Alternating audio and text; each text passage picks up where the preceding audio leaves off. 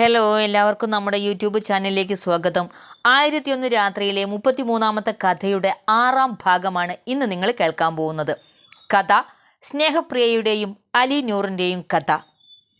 അടിമച്ചന്തയിൽ നിന്ന് അലി നൂറിനോട് അടിയും വാങ്ങി വന്ന മന്ത്രി അൽ മുയിൻ അലി നൂറിനെതിരെ പരാതിയുമായി സുൽത്താൻ്റെ മുന്നിൽ എത്തുന്നിടത്താണല്ലോ നമ്മൾ കഥ നിർത്തിയത്. തുടർന്ന് കേട്ടോളൂ.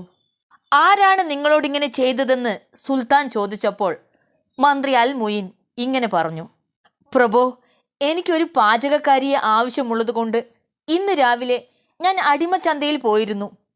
അവിടെ അതിസുന്ദരിയായൊരു പെൺകുട്ടിയെ കണ്ടു.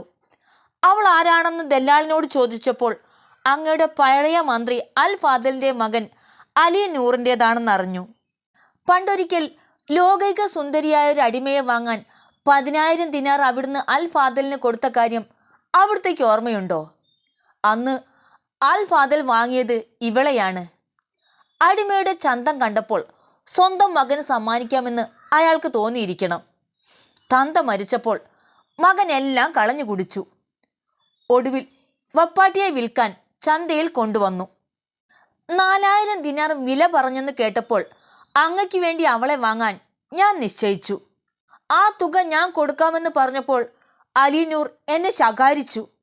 ഒരു ചാക്ക് സ്വർണം തന്നാലും ഇവളെ നിങ്ങൾക്ക് തരില്ല, വല്ല ക്രിസ്ത്യാനിക്കോ ജൂതനോ കൊടുക്കും എന്നൊക്കെ പറഞ്ഞു. എനിക്ക് വേണ്ടിയല്ല, നന്മയുടെ നിറകുടമായ നമ്മുടെ സുൽത്താന് വേണ്ടിയാണെന്ന് ഞാൻ പറഞ്ഞപ്പോൾ അവൻ ദേഷ്യത്തോടെ കുതിരപ്പുറത്തു നിന്നും എന്നെ വലിച്ചു താഴെയിട്ടു, അടിച്ചു, തൊഴിച്ചു, വശം കെടുത്തി.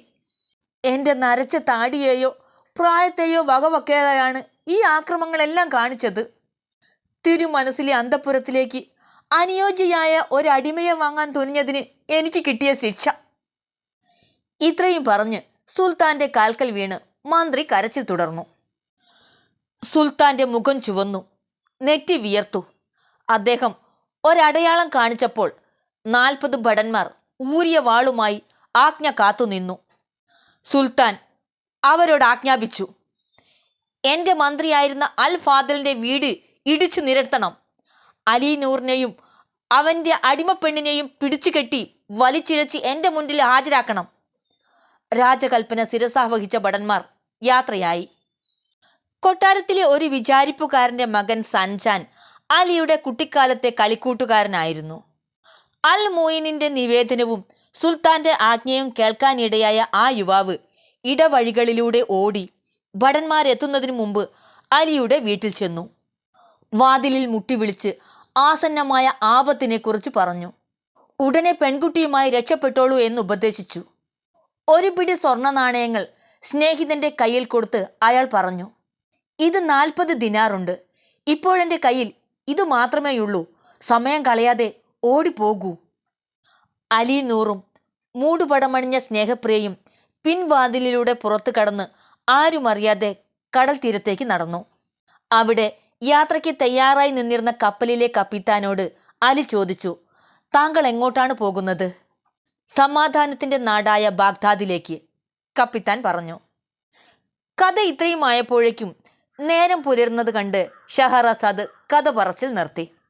അടുത്ത രാത്രി വീണ്ടും അവർ കഥ പറയാൻ ആരംഭിച്ചു. കപ്പൽ ബാഗ്ദാദിലേക്കാണ് പോകുന്നതെന്നറിഞ്ഞപ്പോൾ അലിയും സ്നേഹപ്രിയയും അതിൽ കയറി. ഉടനെ കപ്പൽ തുറമുഖം വിട്ടു. കാറ്റിൻ്റെ ഗതി അനുകൂലമായി അവരുടെ യാത്ര സുഖകരമായി തുടരട്ടെ. നമുക്ക് ബസ്രയിലേക്കൊന്ന് പോയാലോ? സുൽത്താൻ്റെ ഭടന്മാർ അലി നൂറിൻ്റെ വീട് പരിശോധിച്ചു. ഓരോ മുക്കും മൂലയും തിരഞ്ഞിട്ടും ആരെയും കണ്ടുകിട്ടിയില്ല. വീട് ഇടിച്ചു നിരത്തിയിട്ട് സുൽത്താനെ വിവരമറിയിച്ചു. നഗരത്തിൽ അന്വേഷണം നടത്താൻ സുൽത്താൻ ഉത്തരവായി. മന്ത്രിക്ക് പാരിതോഷികങ്ങൾ നൽകി ആശ്വസിപ്പിക്കുകയും ആക്രമികൾ എവിടെ ഒളിച്ചിരുന്നാലും കണ്ടുപിടിച്ച് ശിക്ഷിക്കുമെന്ന് ഉറപ്പു നൽകുകയും ചെയ്തു.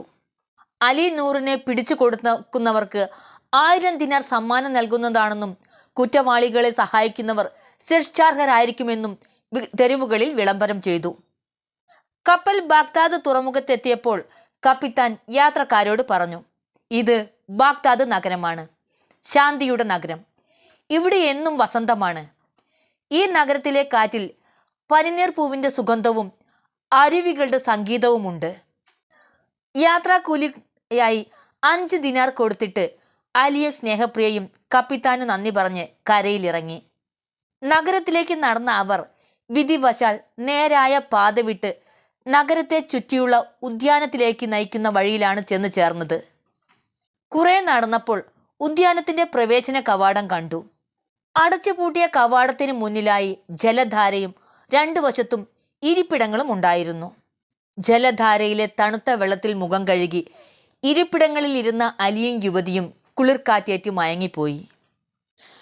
തുടർന്ന് കേൾക്കാൻ കാത്തിരുന്നോളൂ. ഞാൻ വരാം ഉടൻ തന്നെ.